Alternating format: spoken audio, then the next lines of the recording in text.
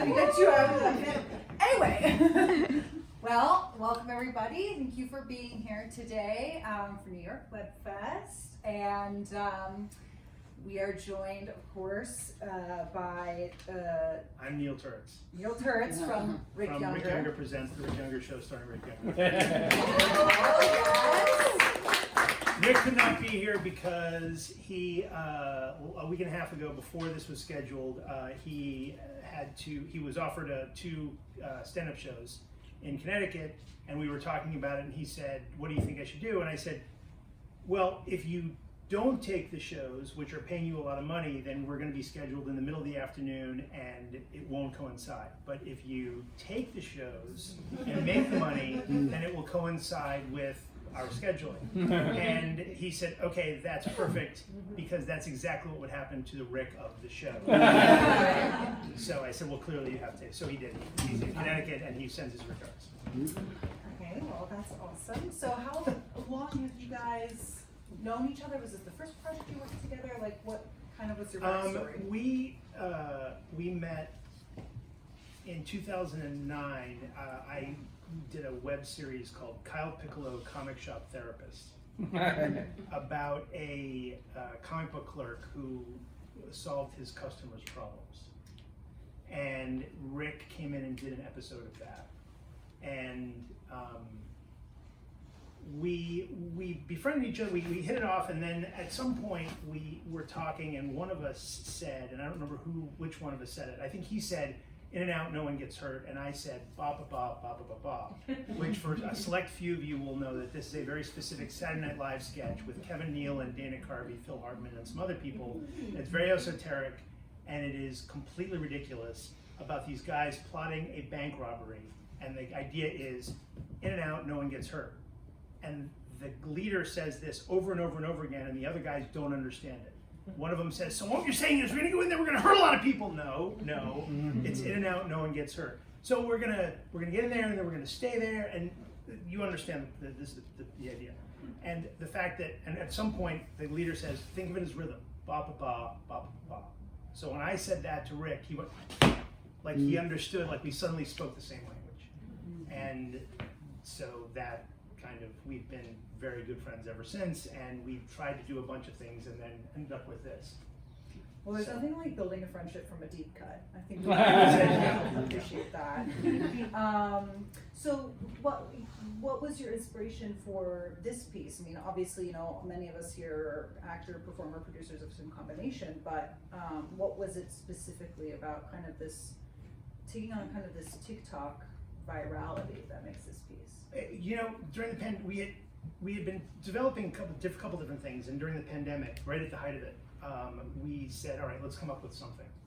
And so we started with this idea of a mockumentary. He's good friends with Tracy Morgan, and has written for him. And we were going to do something around that. And as we were talking it through, we came up with this concept, and the idea of how ridiculous the influencer world is, and the notion of TikTok and coming up with something and becoming famous for nothing, whereas talented people who spend blood, sweat, and tears and years and years and years of their lives trying to get to a place can't get there because of that. And we kind of just came to this, and with the idea that Rick would come up with something crazy, and we couldn't figure out if it was going to be a good idea or a bad idea, this viral video. And then I came up with this. It was a morning I was riding in the park, and this idea of an Andrew Jackson video with Rick, a black man, playing the most racist president of all time. Shout out now. Came to me, and so we threw it. We threw it back and forth, and it turned into this other thing. I'm curious about you playing your father.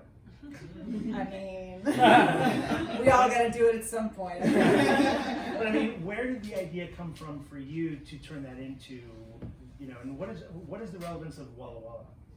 Walla Walla is a thing that he says.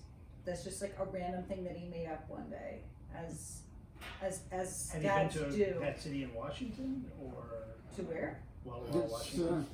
Bro. First time I'm learning about that. No, he would just say it all the time, and I just was like, I originally it was just called an Italian Dad Talk Show, and a couple people were like, I feel like it needs like a zingy little, like, I don't know, title, and I was like, I feel like an Italian Dad Talk Show is pretty straightforward, and then I was just like, oh, Walla Walla is his thing, and then we incorporated it to the intro, and then it opens and then it closes, so that's kind of an ode to him. How I came up with it was that it's kind of the intro of the first episode sets it up in how it was to real life, which was that I have a knack for impersonating my dad, and I've always like really cherished that impression. And I was like, what can I do with that? Like, what can I do? And then I thought, originally, this was pre-pandemic, I was gonna do it as a live show where he was gonna be like a proper late night host and like interview maybe like comedians around New York or my friends. And then the pandemic hit and I was like, okay. And then I was like, well, I could still interview my friends like in a podcast. And then I was like, he doesn't want to talk to any of my friends. Like when I sat down to write the interview questions, I was like, he wouldn't ask any of this stuff. And then I was like, so what would he ask? And it kind of like started from there. So that's how that came to be. But So this is there's 2 episodes that we saw. How many have you done? I've done 5. You've done 5, I've and they're done 5. available online. They are available online. MarinaDeMarzo.com. Is Brick Younger available online? Is this just a pilot? This is correct? pilot. This is basically its proof of concept. We did it as a 12-minute version of what the full pilot would be, and we have like the idea is the first season is 8 episodes, and we've written 6 of them. Oh, okay. And they're all full length, like a regular 22 to 27 minute per episode. And this is basically this first episode. There's a couple of the scenes are expanded. There's a couple of new scenes, so it's basically the 12 minutes is turned into 22 or 23 minutes. Did you film the Andrew Jackson video? No, that's episode 6. Okay. That's episode 6. Like Tune in. the filming, the whole thing's planned. The idea is that Rick comes up with this idea and then does everything he can to not do it. So that he keeps doing, he goes on auditions, he does, and he keeps being humiliated over and over again. And at some point he reaches the breaking point, and that leads to the 2 of them finally making this video. And then it ultimately fails miserably. But it leads to them both kind of getting to a place where they've been trying to get for a long time. So it gets them to something. Him especially gets him to a point of not redemption necessarily, but achieving a place that he's worked a long time to get to. I think Some place he's earned. Let's put it that way. Yeah, he earns the ending that he gets. I think the piece is so well balanced in being sometimes so zany. I think Zombie Hoax we all loved. I think like the animation sequence and the YouTube spoof were just such cool creative moments. And also being really heartfelt. I mean, I think it is those moments that he has with his ex-wife and with, of course, Lolo. Lolo Younger is right here. Were incredibly heartfelt, and I really felt watching it. You could really feel the impact of that. So, was that something that you were really going for, or I guess? It's interesting. The director and the cinematographer, basically the 2 directors of the piece, are here. Where are they? They're back there. Lalu and Joaquin. And originally the idea was that it was more of a Larry David type of, we're going to write it out, but kind of make it up as we go along. And when Lalu and Joaquin and I have known each other for half of our lives now, more than half of our lives. We worked together on a movie 27 years ago. And they made it clear that we needed to have more structure, and over the course of months, the 4 of us kind of worked it into an actual story where Rick and I had this thing planned out, but while we disagreed intensely a lot, and there were a lot of fights about it, ultimately the guidance that the 2 of them gave us to come up with this really structured first episode that gave us all the things you're talking about. It was all there, but it needed to be brought out. Mm-hmm. And I think that one of the things Joaquin liked to say was, comedy is about conflict, and Rick and I both strenuously disagree with that idea. What was great was that so much good stuff came out of the conflict we had and the disagreements of the script writing, where it was I think, like, what I like to say was they would challenge us, and I would say, I disagree completely with what you're saying, but you have a point. But you have a really good point, so let me figure out a way to make that work. And over the course of months, it turned into what you saw. Very cool. Yeah. So you spoke a lot to the kind of challenges that you faced. What is the moment that you're most proud of? And you could talk about future episodes too, but or in general, this whole process. Well, I think that I can talk, because people have just watched this, I think that I can speak purely to what people just saw. And I think that the fact that you're seeing it at all, I'm very proud of. Because making anything is incredibly hard. You know this. And we, you know, again, this happened because Rick and I are friends and Joaquin and I are friends. And Lalu and Joaquin are partners, and we, like, that's our history. My history with Lalu is this. But through great effort from all of us and an enormous amount of creative cooperation and collaboration, we created something that people like. And that's what I'm proud of. I mean, there are moments that we came up with on the spot, like the tricky bit where we're rapping to each other and people are looking at us in the park and doing it and then just walking out as if as if nothing happened. That to me is like, okay, we speak each other's language. Like the soda thing too, where I know things about soda that you're like, who knows this history about soda? But it shows, you know, but also, you know, how great Lolo is, and Natalie and Kenya playing such great roles. Like everything, everything about it makes me proud because we came together to make this thing for nothing, and it works. It feels good, you know, and people, and you know, from the reaction I heard tonight, people liked it, and that's really the most important thing. Does anybody have any questions for either of us? Yes. Yeah. So how much of Rick Younger is actually based on his real thing? Was he actually in Mean Girls, things like that? Or Yeah, that's actually true. Oh, a lot okay. of that was he played in the movie, the Tim Meadows part, the principal. Oh, okay. On Broadway, Rick played that part. Oh, nice. Okay. And played it from workshop stage all the way through. And literally, that's actually, I'm glad you said that because you asked me how where the idea came from. Rick was off people's radar because he was on Broadway for 2 or 3 years, and so he wasn't going out for things, and suddenly he was not getting called in for auditions or anything. And actually, I'm only in this because when we were developing it, he said, you know, we need a Neil character. And I said, great, we'll find somebody, because I'm not an actor. I'm a writer and a director, and I have no interest in acting at all.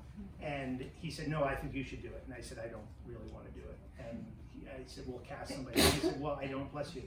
And I said, I don't want to do it. And he said, well, I know I have chemistry with you, and I don't want to have to find somebody to do it, so let you do it. And so we went back and forth for a while until finally he convinced me to do it. And then it was because I said, look, Neil Turitz is the only character I'm qualified to play. So, but yeah, too, you know, a lot of it is based on actual reality. So you also you actually look to find mice and you actually kill mice regularly? I did in that apartment. Yeah, I did. That was my question. Was that your apartment? That was my apartment. I no longer live there. But yeah. That was another thing. When I saw Neil's real apartment, I said we have to do this. Right, actually, that's right. That scene was not in the script, and Lalu insisted we have to shoot something here. So we went back the second day, I think, and shot that. Yeah. It was like all those shelves of books were there, but you just pushed them over a little bit to make it. No. No, it's like literally. Like the couch was ratty. I lived in that apartment for 30 years. Oh my god. And so I just, you know, after a point that I stopped. It was the best art direction you could ever Right? Yes. Both of you guys, I mean, a lot of the stories, there's a lot of like pulling from real life, and there's like that line of you know, parodying other people, and like, how do you sort of walk that line between like affectionate, sort of parody or doing something from your own life without, you know, doing that balance of like, I want this to be honest and I want this to like reflect something, but also you don't want it to be like a mean parody, you don't want it to be sort of like too self-deprecating, or like, what is it like, how do you handle work that you pull from your own life? Does it make it harder, or is it easier? Does it make it like, I guess, like, how do you handle that line there? I'm gonna let you go first because you're doing your dad. Yeah, I think about this question a lot. If anybody watches And Just Like That, show of hands, no one. Fabulous. There, thank you. Yeah, that was everyone. Yeah. But I feel like when I approached this piece, I constantly was asking myself, like, or trying to really position myself from a place of love, because that's what I thought about it as being. As I always thought that my dad should have been a comedian in a previous life. You know, I mean, he's still with us, but you know, he became an engineer, and that was his choice. Now, but you know, I thought he could have been. I always was like, he always had a beautiful sense of humor and such a unique perspective, and that's really what I wanted to highlight. And so time and time again, when we would go back to the script, it would be like, is this too mean? Is this on an edge? Or is this coming from a place of love, and as being kind of a love letter, and thinking about it in that way? So that's how I try to think of it. Unless I'm really trying to go after somebody, which is not my dad in this case, I try to really think about, like, is this being a love letter to him? I hope it is. It seemed it was to me, yeah. I can't speak for Rick as much as to say that he has a very specific line of things he won't do, and that is about his blackness, and he won't cross a line when it comes to, he won't embarrass that part of himself. But other than that, he has no ego. For me, I have no ego at all. I will make a fool of myself because I don't care. If it's funny, I'll do it. Especially for something like this. Like, I have no, I'm separate, I'm completely separate from, I'm playing myself, but I'm playing a version of myself. So for me, you know, Lalu said, we need to shoot this ridiculous apartment you live in. And I said, well, of course we will. I mean, I don't care. I don't embarrass. I have no, that just doesn't, I don't care about that. It was a fantastic apartment. But it was, Some say. well, it was actually, my wife would say yes. No, that's the hell out of that, yeah. But the movie that Joaquin and I shot in 1997, when we were, he came over, and I'd been living there for only a few years at that time, and he came in and looked around and said, oh my God, we have to shoot here, because it was a mess even then, and I'd been living there for 4 years at that point, and we ended up shooting part of that movie there, and literally Joaquin, I think, still has photos of some of the crazy stuff that I had there. But, you know, Rick as an actor and a comedian, but also Rick has an enormous amount of pride and self-worth that I think shows up here. I think that it carries through, that he can play this part and parody the idea of cancel culture and kind of crossing that line of doing something ridiculous, but also owning it and being proud of, like, for instance, a black man playing Andrew Jackson. Like that, when the two of us came up with that idea, it was, of course, that's exactly what it is playing the most racist guy and doing this in a way that you own it and kind of bring it back for you and take it yourself, so that there's something that you take the power away from it. And I think that's part of what Rick, you know, I mean, that's one of the things I love about working with him, is he brings that to everything. Yes, I just wanted to piggyback a little bit on what you just said. You know, in watching it, first of all, congratulations, I really enjoyed it. Thank you. But that what you just said, I see in the midst of it all, even in the beginning, like the notion of, like, I'm going to rewrite this narrative as he's you know, taking care of his daughter, and I can see the layers of it in there, so it really comes through. I can really feel the chemistry, the genuine chemistry, whatever team that you guys have together. It really feels very warm and very grounded. Thank you. Especially with his daughter. I mean, it's just, it seems so natural. We did a lot of casting for that role. Exactly. We brought in a lot of little girls, but she was the best one. I can imagine. But she and of course, but it also adds like another dimension to it, because you do see the father and you do see a family, and even the way she's just going around like a regular little girl was, and so there's a lot of depth that's already put that's put there, and I really appreciate it. It's very it's three-dimensional. You know, I'm seeing Thank these characters, and I love the chemistry between you two. It reminds me of silly things that I've done. I think anybody who's a creative has done stuff like that. So That's ultimately why I did it. yeah. Like because I have no interest in being in front of the camera at all. But it was for that. It was because, of course, once we talked it through, it was, of course, I had to do it. Yeah, I just want to say congratulations, Thank because I know it takes a lot to put that together. And I mean, and you're talking about the idea of even TikTok, you know, trying to put something that's not shallow, you know, and again, that's another layer to it as well. This is what TikTok needs, you know, and then we'll see what happens, you know. Yeah. But all of it. So again, I just want to say congratulations Thank you. and encourage you to keep going. And your team, I think you have something very special and really wonderful. And it looks as good as it does because of Joaquin and Linda. Like they brought it completely different level. the whole team, like it's well directed, it's well written, and so. It's pretty well directed. It's really well written. Yes. Hey, So. two things. One's kind of a joke because that dog, I loved that dog. Right? My wife does too, and it was an accident. Yeah. And every time we see it, she says, "I love the dog rolling around as you guys are doing that." So yeah, thanks. We had nothing to do. Second, a little more sincere. The animation sequence, that kind of popped. Where did that come from? And Joaquin is that Lalu kind of actually a reoccurring brought- proof of concept? Is that like a reoccurring bit? Good question. We were trying to figure out how we were going to play that, and I think it was your idea to come up with animation to do it. And I think did you guys find the animator to come in and do like the 10-second thing for it? Yeah, it came from, where did that original, there was an original piece, do you remember where it came from?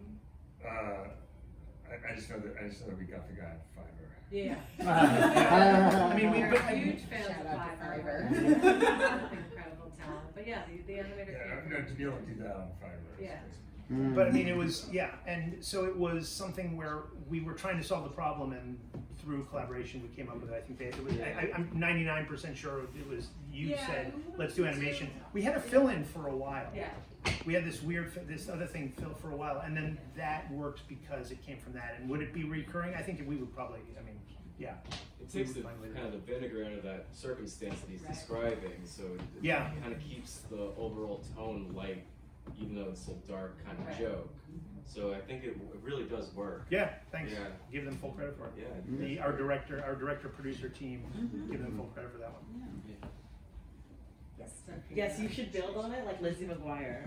McGuire, that would be good. And we need to bring back the girl at the beginning. Yeah, whoever she is. Yeah, whoever she is, she's fabulous.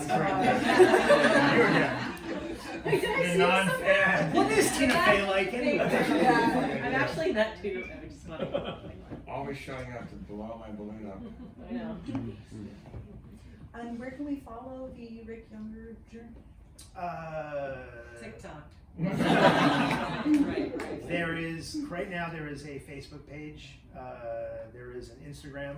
I think the title is too long for both. So if you look under Rick Younger on both, you'll find it. And we're looking to we're trying to get the thing off the ground and have somebody give us money to go make the whole thing. What about you? Are you doing more episodes? How many? You've done 5. Are there more? Are you trying to turn it into something bigger? Sometimes we gossip about a season 2 that I will get to in the next 5 years. Yeah. But I work on other projects. We have a Sex and the City podcast that me and my creative partner Emily and I do together that you can follow. That'll be at marinademarzo.com. And I do a live show. It used to be monthly, but now it's quarterly in the city as well. So I have got too many hats is my problem, but eventually I'll come back to all hats. Is your dad going to be interviewing any real celebrities then? Yeah. That would be I think the ideal thing for season 2. Yeah, I was gonna say you should be able to find real celebrities to come in and do Oh, that. when I'm not good, my acting is not. Insulting. Of course, your acting is great. And your Are you- Pierce Brosnan, Yes. please. Are you suggesting I have a Rick Younger interview?